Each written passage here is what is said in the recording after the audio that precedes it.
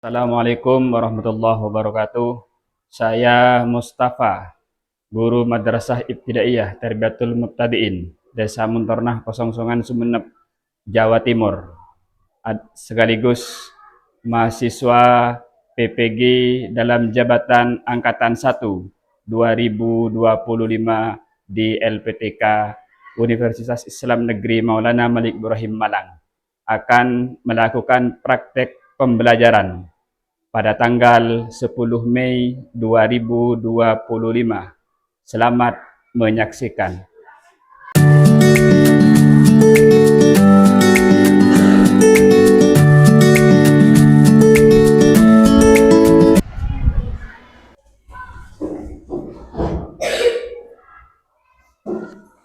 Assalamualaikum warahmatullahi wabarakatuh. Waalaikumsalam warahmatullahi wabarakatuh. Sudah, duduk. Sebelum kita memulai pelajaran, kita berdoa dulu. Ya, kita berdoa dulu. Saya minta ke Nanda Novanakil untuk memimpin doa.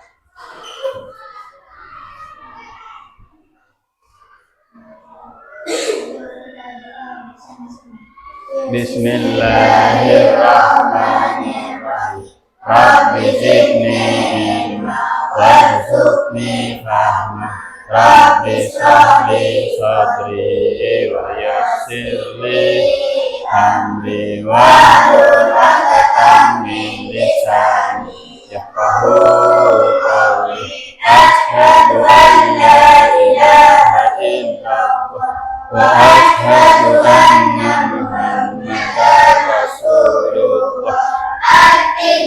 Saya bersaksi tiada Tuhan selain Allah, dan saya bersaksi Nabi Muhammad utusan Allah. Sudah cukup. Selanjutnya, anak-anakku sekalian, kalian siap untuk mengikuti pelajaran?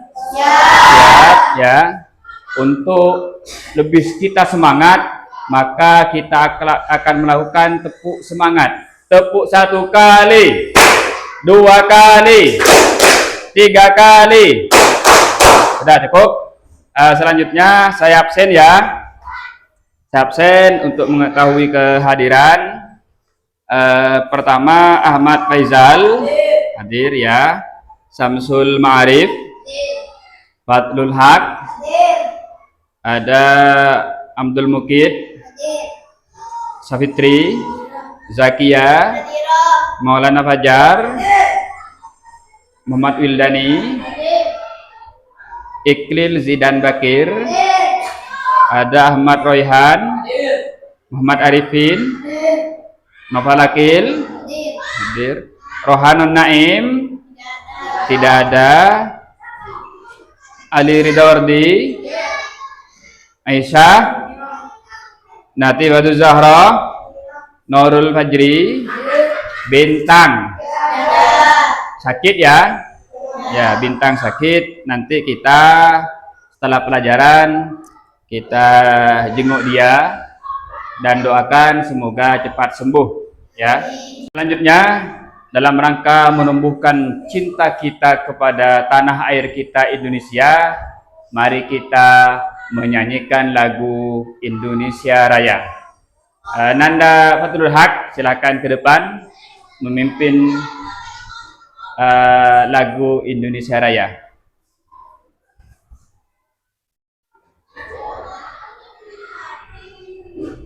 Yang lain diminta berdiri ya.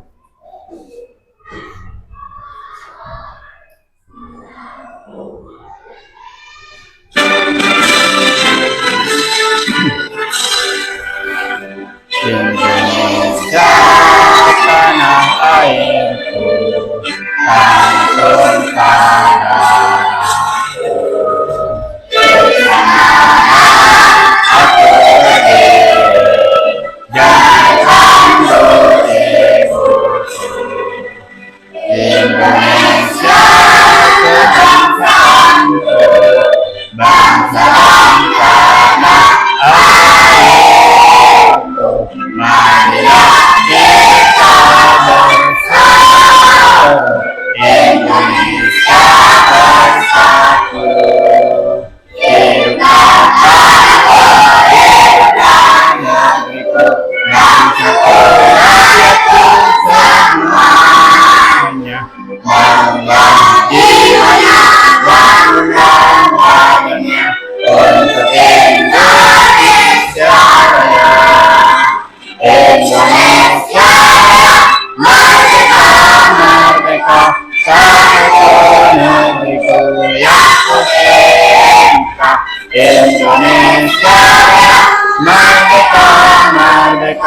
Hiduplah Indonesia Raya.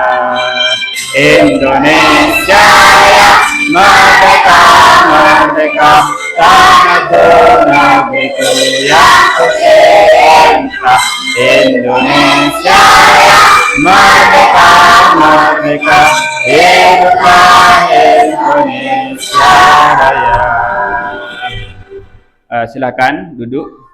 Setelah kita menyanyikan lagu Indonesia Raya, kita akan belajar sejarah tentang Abu Bakar As-Siddiq.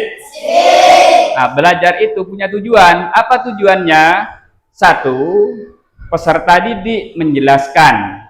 Jadi kalian nanti, tujuan kita belajar itu kalian dapat menjelaskan. Menjelaskan apa? Biografi Abu Bakar As-Siddiq. Yang kedua, kalian dapat menyebutkan prestasi Abu Bakar As-Siddiq. Nanti akan dijelaskan prestasi-prestasi apa saja kalian bisa menyebutkan, berarti tujuan pembelajaran berhasil. Yang ketiga adalah peserta didik dapat menjelaskan kisah teladan Abu Bakar As-Siddiq. Nanti ada kisah teladannya, nanti bisa menyebutkan, paham kan ya? Selanjutnya, sebelum masuk ke materi inti, saya ingin tanya ke kalian, pernahkah kalian mendengar nama Mekah dan Madinah? Pernah. Bagus. Pernah kan ya? Yang kedua, pernah mendengar nama Khalifah Abu Bakar As-Siddiq? Pernah. Oke, kalau pernah, saya ulas sebelum ini ada pelajaran wafatnya Rasulullah, karena ini ada ketersambungan antara wafatnya Rasulullah dengan pengangkatan Khalifah Rasyidin Abu Bakar As-Siddiq. Ketika Rasulullah wafat, Rasulullah tidak pernah berwasiat tentang siapa yang akan mengganti beliau menjadi pemimpin. Hanya beliau berwasiat bahwa umat Islam itu tidak boleh meninggalkan dua perkara. Satu Al-Quran, yang kedua Sunnah. Tentang pemimpin, Rasulullah tidak pernah berwasiat. Maka waktu itu para sahabat Ansor, Muhajirin berkumpul di Sakifah Bani Sa'idah, Balai Kota Madinah. Berkumpul, bermusyawarah mencari pemimpin pengganti Rasulullah. Oke, kita masuk ke materi. Kita belajar silsilah atau nasab Abu Bakar As-Siddiq. Abu Bakar As-Siddiq bernama asli Abdul Ka'bah sebelum masuk Islam, dan Abdullah setelah masuk Islam. Terus kemudian silsilah lengkapnya adalah Abdullah bin Abi Quhafa Utsman bin Amir bin Amruh bin Sa'ad bin Taim bin Murrah. Lah, bin Murrah inilah silsilah Abu Bakar dan Rasulullah bertemu. Jadi nasab Rasulullah dan Abu Bakar itu masih ada hubungan daripada buyutnya, yaitu Murrah. Terus kemudian ayahnya bernama Abu Quhafa, ibunya bernama Salma, ya kan? Ini Salma binti Sakhr. Terus kemudian gelarnya Abu Bakar As-Siddiq, ada Al-Atiq. Beliau wafat tanggal 23 Agustus 634 Masehi atau 22 Jumadil Akhir 13 Hijriah. Selanjutnya, kepribadian. Abu Bakar As-Siddiq itu bagaimana orangnya? Seperti apa orangnya? Oh, orangnya Abu Bakar itu ternyata pertama jujur. Sehingga dengan kejujurannya Abu Bakar dipercaya oleh Rasulullah menjadi teman dekat mulai sejak remaja sampai menjadi mertua Rasulullah. Yang kedua adalah teguh pendirian. Apa prinsip hidupnya Abu Bakar? Itulah yang dipegang oleh Abu Bakar selama beliau hidup. Peduli. Salah satu contoh kepedulian Abu Bakar adalah ketika ada sahabat Bilal bin Rabah dihukum oleh tuannya, ditelentangkan di padang pasir karena ikut agama Nabi Muhammad. Kemudian ditimpakan batu yang begitu besar. Karena kepedulian Abu Bakar As-Siddiq, maka Bilal bin Rabah ditebus dan dimerdekakan oleh Abu Bakar. Yang ketiga rendah hati, ada penyabar, ada pemberani, ya kan? Pemberani. Terus kemudian bijaksana, adil, loyal, dan dermawan. Itu adalah kepribadian Abu Bakar As-Siddiq yang perlu kita contoh. Selanjutnya adalah Abu Bakar As-Siddiq menjadi khalifah.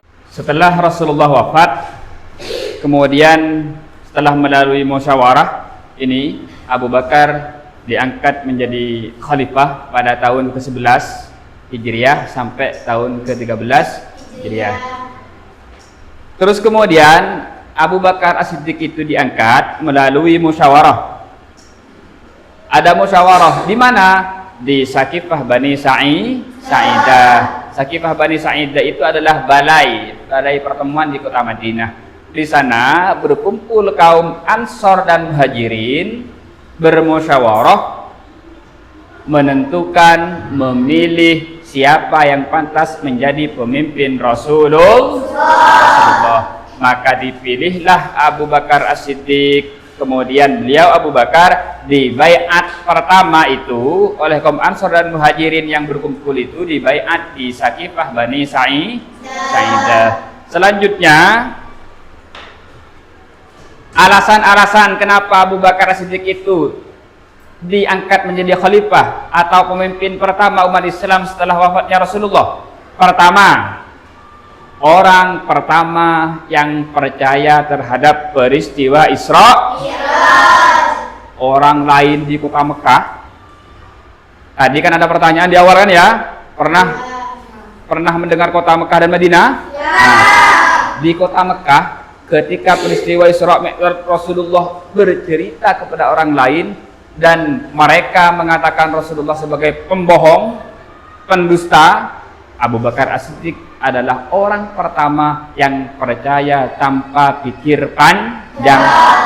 Terus kemudian sahabat yang paling dekat dan dipercaya oleh Rasulullah. Abu Bakar As-Siddiq kenapa dipilih? Alasannya karena dalam satu waktu pernah dipercaya oleh Rasulullah memimpin sholat. Ketika Rasulullah sedang sakit, maka Rasulullah meminta kepada Abu Bakar As-Siddiq untuk menjadi imam sholat. Yang selanjutnya, kepribadian Abu Bakar As-Siddiq. Tadi sudah dijelaskan kan ya? Ada jujur, loyal, dermawan, terus kemudian peduli, itu kan semuanya kan ya? Selanjutnya, prestasi Abu Bakar As-Siddiq ketika dibaiat oleh umat Islam di Madinah. Apa yang dilakukan oleh Sayyidina Abu Bakar ketika memimpin umat Islam? Abu Bakar As-Siddiq itu pertama adalah menertibkan gerakan kaum murtad. Kaum murtad itu adalah orang Islam yang keluar dari Islam, murtad, maka disebut kaum murtad. Terus kemudian kenapa mereka keluar dari Islam? Ini ada kaitannya dengan nomor 2, menertibkan orang-orang yang tidak mau bayar zakat. Karena mereka yang imannya dangkal,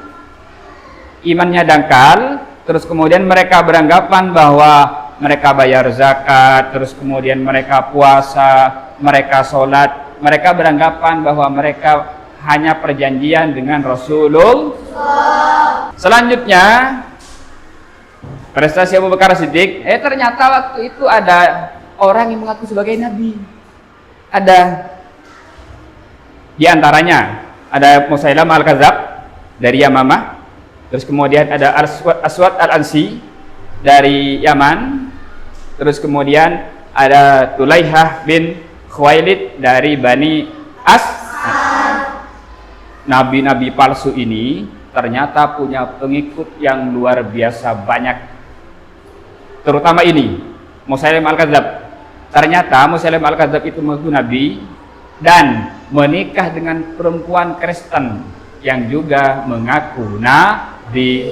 Sama-sama punya pengikut. Musailamah punya pengikut, istrinya punya pengikut, akhirnya berkumpul berperang dengan pasukan Abu Bakar As-Siddiq. Perang itu disebut dengan perang Yamamah. dengan perang Yamamah. Lah di perang Yamamah ini ternyata umat Islam yang hafal Al-Quran itu banyak yang gugur, banyak yang mati syahid. Nabi-nabi palsu ini alhamdulillah berhasil ditumpas oleh Abu Bakar As-Siddiq. Yang keempat, prestasi yang pernah dilakukan oleh Abu Bakar As-Siddiq yang keempat adalah pembukuan Al-Qur'an. Kenapa Al-Qur'an perlu dikumpulkan kan ya? Ternyata waktu itu ada sahabat Rasulullah namanya Sayyidina Umar mengusulkan kepada Abu Bakar As-Siddiq sebagai pemimpin umat Islam, mengusulkan agar Al-Qur'an itu yang ditulis di pelepah kurma, di batu, di tulang itu dikumpulkan dengan alasan di perang Yamamah ternyata banyak orang sahabat Rasulullah yang hafal Al-Quran mati syahid. Maka Abu Bakar As-Siddiq itu menunjuk Zaid bin Sabit. Kenapa Zaid? Ternyata Zaid bin Sabit itu adalah penulis wahyu pada masa Rasulullah masih hidup. Selanjutnya kita akan belajar, tadi kan belajar melalui PowerPoint kan ya?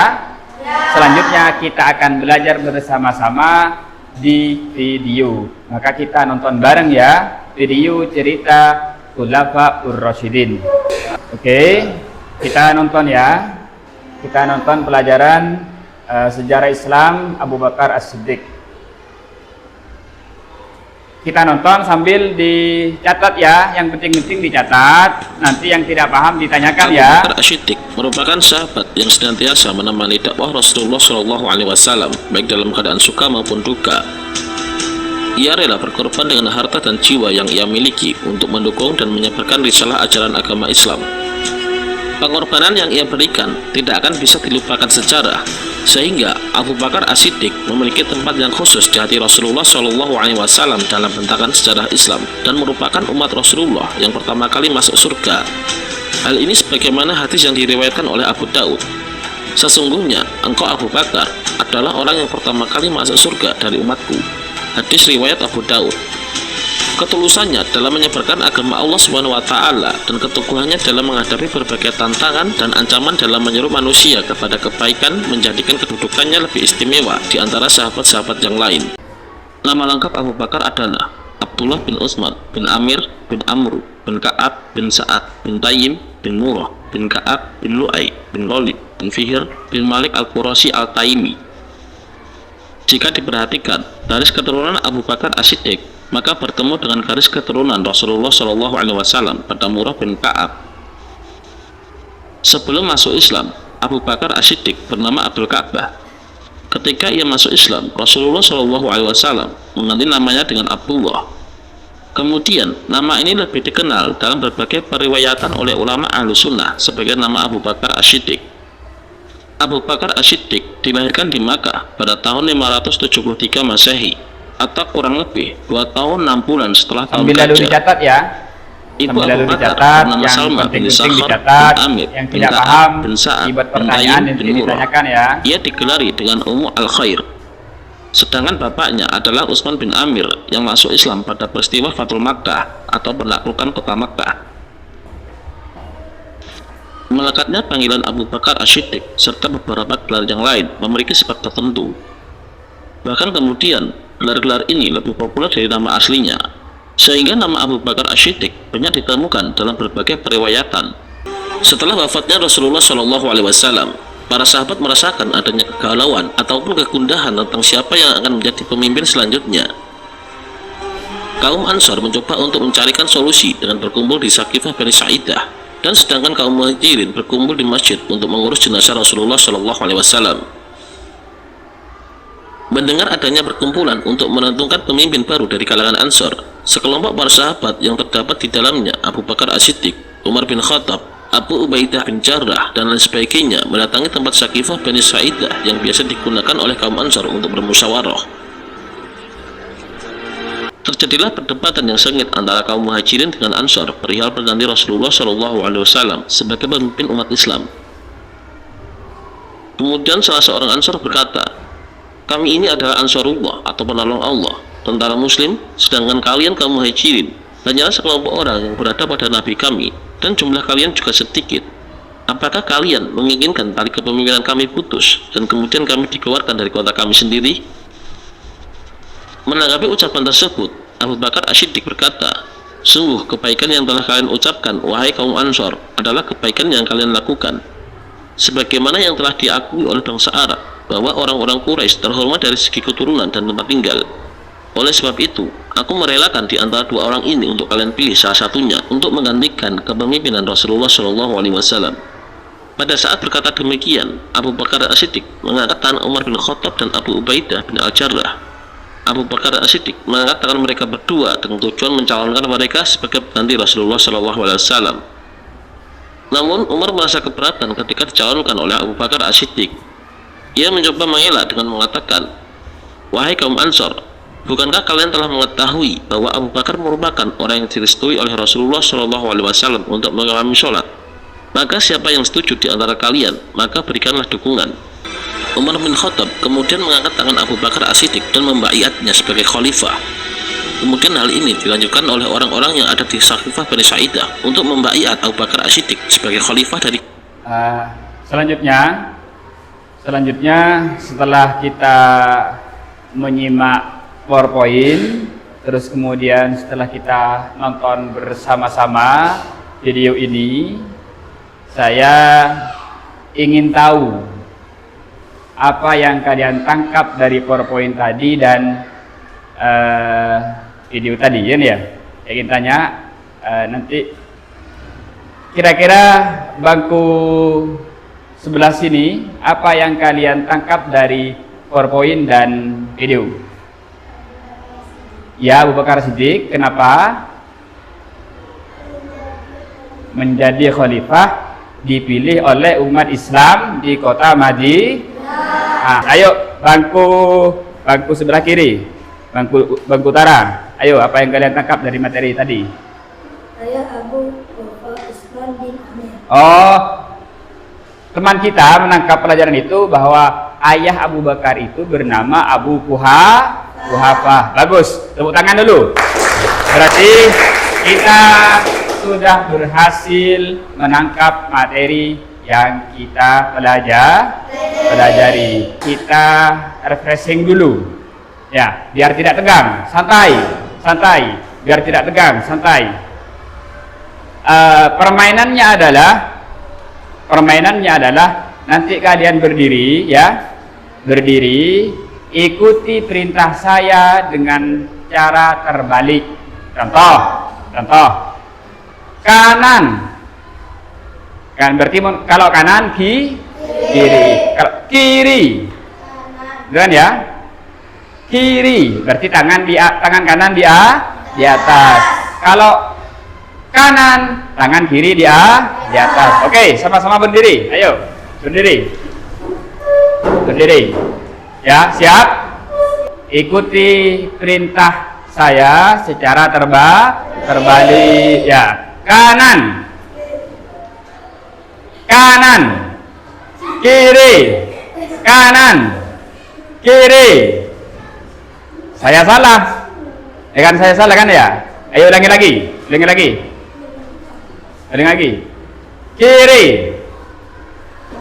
Kiri berarti kanan.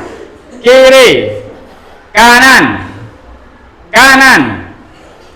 Ya, sudah cukup. Kita sudah fresh, sudah cukup. Sudah. Duduk. Setelah otak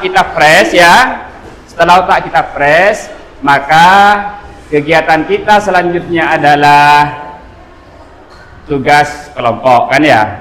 Nanti ada tugas dikerjakan ya dengan serius.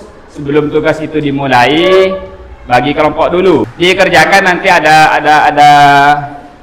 apa namanya, ada kertas mengerjakan, ada tugas kelompok ya dengan serius. Oke, saya bagikan lembar kelompoknya. Terus ada ini. Ya, dikerjakan dengan serius.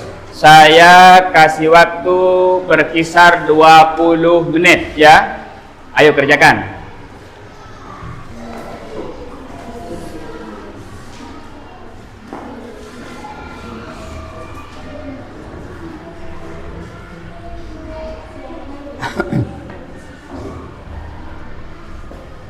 Ayo diskusi dengan temannya. Ayo diskusi dengan temannya. Kira-kira apa jawabannya, apa hasil diskusinya? Diskusi ya. Diskusi. Sudah selesai? Oke. Selanjutnya setelah kita kerja kelompok, saat ini kita ada presentasi. Nah, per kelompok ini ya, langsung satu kelompok semuanya yang disuruh nanti berdiri di depan ya. Bukan satu orang, tapi semuanya. Satu kelompok langsung 4 orang langsung maju ke depan. Ayo, kelompok ini paling utara. Ayo, maju. Presentasi hasil musyawarahnya. Ayo, maju. Sana.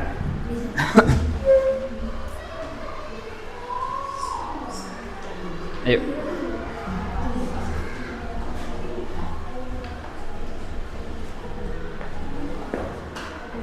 Langsung dimulai. Abu Bakar mempunyai anak perempuan yang menjadi istri Rasulullah, yaitu Isa. Sudah? Sudah. Oke, beri tepuk tangan dulu untuk teman kita. Ayo. Semangat. Ya, sudah cukup. Silakan duduk. Selanjutnya kelompok selanjutnya. Ayo, kelompok itu paling belakang. Ya. Kelompok paling belakang. Kelompok paling belakang, ayo presentasi ke depan, ya. Ayo.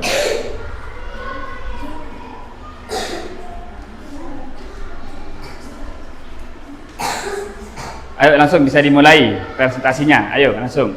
Assalamualaikum warahmatullahi wabarakatuh. Waalaikumsalam warahmatullahi wabarakatuh. Abu Bakar menjadi khalifah selama 2 tahun. Ya, cukup. Ya, tepuk tangan dulu. Ya. Selanjutnya sebelum ini duduk, adakah yang mau bertanya? Oh, ayo lanjut. Ayo tanya. Kenapa Abu Bakar diberi gelar As-Siddiq? Karena Abu Bakar selalu mempercaya terhadap apa yang disampaikan oleh Rasulullah, terutama peristiwa Isra Mi'raj. Hebat sekali, tepuk tangan. Wah. Ya, sudah cukup kan ya? Ya. Ganti ke kelompok yang lain, silahkan duduk. Ganti ke kelompok yang lain, silahkan duduk. Ayo ini kelompok ini. Assalamualaikum warahmatullahi wabarakatuh. Waalaikumsalam. Abu Bakar adalah sahabat yang dipercaya oleh Rasulullah untuk menggantikannya menjadi imam salat. Oke, tepuk tangan dulu untuk teman kita. Ya. Ya. Selanjutnya ada yang mau bertanya? Nah, ayo silakan.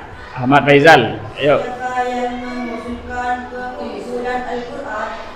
Ayo dijawab. Karena banyak sahabat Al-Quran yang gugur pada penanti yang lalu. Oke, bagus sekali. Ada pertanyaan usulan apa namanya yang mengusulkan pengumpul Al-Quran. Dijawab oleh saudara kita. Namanya adalah Umar bin Khattab. Oke, silahkan duduk. Ayo kelompok terakhir. Ayo presentasi ke depan hasil kerja kelompoknya. Assalamualaikum warahmatullahi wabarakatuh. Waalaikumsalam warahmatullahi wabarakatuh. Abu Bakar As-Siddiq adalah sahabat Rasulullah yang menjadi pemimpin umat Islam pertama setelah wafatnya Rasulullah. Sebelum masuk Islam beliau bernama Dzulkifli, tapi kemudian setelah masuk Islam nama diubah oleh Rasulullah dengan nama Abdullah. Gelar As-Siddiq diberikan oleh Rasulullah karena Abu Bakar As-Siddiq merupakan sahabat Rasulullah yang paling cepat percaya terhadap Rasulullah, terutama pada peristiwa Isra Mi'raj. Abu Bakar mempunyai anak perempuan yang menjadi istri Rasulullah, yaitu Aisyah. Oke, cukup. Cukup ya. Tepuk tangan dulu untuk teman kita. Ya. Ayo, silahkan duduk. Silakan duduk. Saat ini kita selesai presentasi hasil kerja kelompok kalian. Saya menilai bahwa hasil kerja kelompok kalian luar biasa karena bisa sampai presentasi di depan, terus kemudian tadi saya lihat kerja kelompoknya semangat banget, terus sampai presentasi. Tadi ada sebagian yang bertanya kan ya? Ada kan ya? Bagus sekali. Tepuk tangan dulu untuk kelas kita. Selanjutnya dari materi dari awal ya, dari PowerPoint, terus kemudian dari video, kira-kira ada yang tidak paham tidak? Atau ada yang mau ditanyakan? Ayo. Wah, ini ada Zakia. Ayo. Kenapa Abu Bakar digelari Al-Atiq? Ya. Pertanyaannya, kenapa Abu Bakar Siddiq diberi gelar Al-Atiq ya?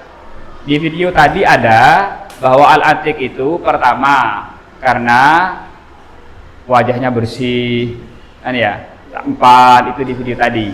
Jawabannya diberi gelar Al-Atiq karena wajah Abu Bakar Siddiq itu bersih. Yang kedua, di video itu dijelaskan bahwa Al-Atiq itu karena Abu Bakar As-Siddiq dibebaskan dari api neraka. Sampai tadi dijelaskan barang siapa yang ingin bebas, ingin tahu wajah yang bebas dari api neraka, maka lihatlah wajah Abu Bakar. Paham? Oke, selanjutnya yang mau bertanya. Oh ya, Fadal, ayo Fadal. Kenapa muncul usulan pengumpulan Al-Quran? Di awal di PowerPoint dijelaskan kan ya, bahwa kenapa Sayyidina Abu Bakar itu mengumpulkan Al-Quran itu karena usulan Sayyidina Umar. Kenapa Sayyidina Umar mengusulkan? Karena umat Islam di perang Yamamah itu banyak yang mati syahid, terutama orang yang hafal Al-Quran. Dalam sejarah yang mati syahid penghafal Al-Quran itu lebih dari 70 penghafal Al-Quran yang meninggal dunia pada perang Yamamah. Paham? Lebih 70 orang. Akhirnya Sayyidina Umar khawatir, akhirnya mengusulkan kepada Sayyidina Abu Bakar. Paham? Nah, sekarang pindah ke selanjutnya, kita masuk pada kesimpulan dari materi tadi itu. Paham kan ya? Kesimpulan, saya minta per kelompok saja. Ayo kelompok perempuan, kira-kira apa kesimpulannya dari materi awal sampai terakhir tadi? Umat Islam khususnya kaum Ansor dan kaum Muhajirin berkumpul di Saqifah Bani Sa'idah setelah wafatnya Rasulullah dan rangka musyawarah untuk mencari pemimpin. Abu Bakar terpilih menjadi pemimpin umat Islam dan dibaiat oleh umat Islam di Masjid Nabawi pada tahun 11 Hijriah. Abu Bakar adalah mertua Rasulullah karena putrinya yang bernama Aisyah menjadi istri Rasulullah.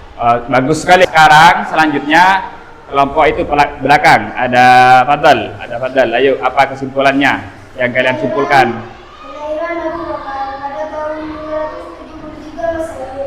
Abu Bakar adalah sahabat Rasulullah yang istimewa dan mempunyai kepribadian yang diantaranya jujur, cerdas, bijak, pemberani, fasih dalam ilmu nasab. Abu Bakar menjadi khalifah selama 2 tahun. Cukup? Tidak ada lagi kesimpulannya? Tidak ada. Oke. Ayo, tepuk tangan dulu. Kesimpulannya. Pindah ke kelompok ini yang diketuai oleh Akil. Ayo dibaca kesimpulannya. Abu Bakar belasan dari suku Bani Tamim. Dari silsilah Abu Bakar bertemu dengan dari silsilah Rasulullah pada mula. Abu Bakar punya kepribadian jujur, cerdas, bijak dan dermawan. Abu Bakar adalah sahabat yang dipercaya oleh Rasulullah untuk menggantikannya menjadi imam sholat. Tepuk tangan dulu. Bentar.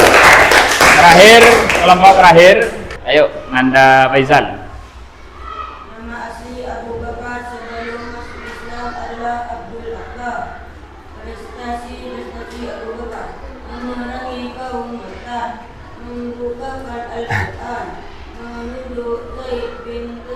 sebagai ketua tim pengumpulan Al-Quran.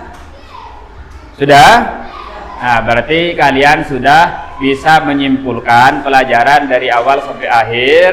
Maka sekarang kita ulas lagi pelajaran itu dari depan ya.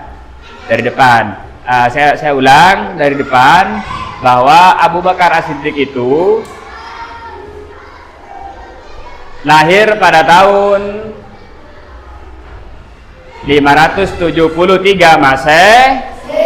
Masehi. Terus kemudian ayahnya ada Abu Quhafa, ibunya ada Salma. Kemudian beliau wafat pada tahun 634 Masehi. Terus kemudian Abu Bakar diangkat menjadi khalifah. Setelah musyawarah mufakat di kota Madinah, di Sakifah Bani Sa'idah. Kemudian rapat itu, musyawarah itu dihadiri oleh kaum Ansor dan Muhajir. Setelah diangkat menjadi khalifah, ternyata Sayyidina Abu Bakar itu melakukan hal-hal yang luar biasa. Di antaranya adalah menertibkan kaum murtad. Terus kemudian ada nabi palsu. Ada perang di sana, di nabi palsu, perang Yamamah namanya. Sehingga ada banyak umat Islam yang hafal Al-Quran itu gugur di perang Yamamah sekitar 70 lebih. Sehingga Umar bin Khattab mengusulkan untuk mengumpulkan Al-Quran, pembukuan Al-Quran, terus kemudian penunjukan Zaid bin Sabit sebagai ketua tim pengumpulan Al-Quran. Maka setelah kita pelajari ini semua ya, kita belajar, diingat-ingat, maka kemudian kita perlu meniru kepribadian Abu Bakar As-Siddiq. Maka kita sebagai umat Islam, kita harus meniru kepribadian Abu Bakar As-Siddiq. Sudah, pelajaran kita sekarang sudah sudah selesai sampai di sini. Terus kemudian kita sudah menyimpulkan tadi, terus kemudian kita sudah akan mengambil hikmah kan ya, ada kepribadian yang perlu kita contoh. Maka kemudian kita sekarang siap-siap untuk berdoa. Sebelum berdoa, buku dimasukkan ke dalam tas kan ya. Semua alat tulis dimasukkan ke dalam tas.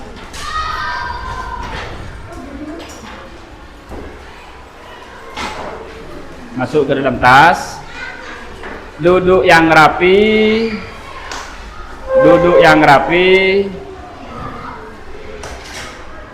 dan kita berdoa bersama-sama. Bismillah. Bismillahirrahmanirrahim. Rabbana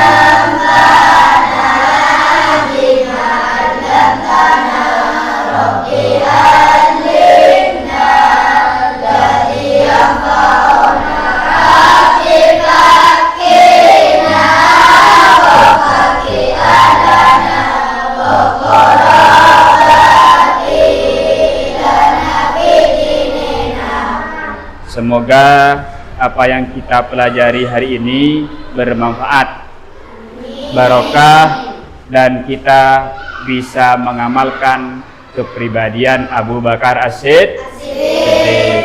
Ya, sudah selesai.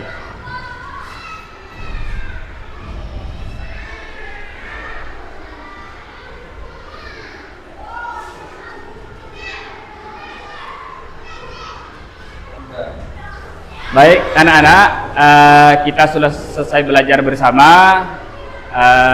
Semoga bermanfaat ya. Assalamualaikum warahmatullahi wabarakatuh. Waalaikumsalam.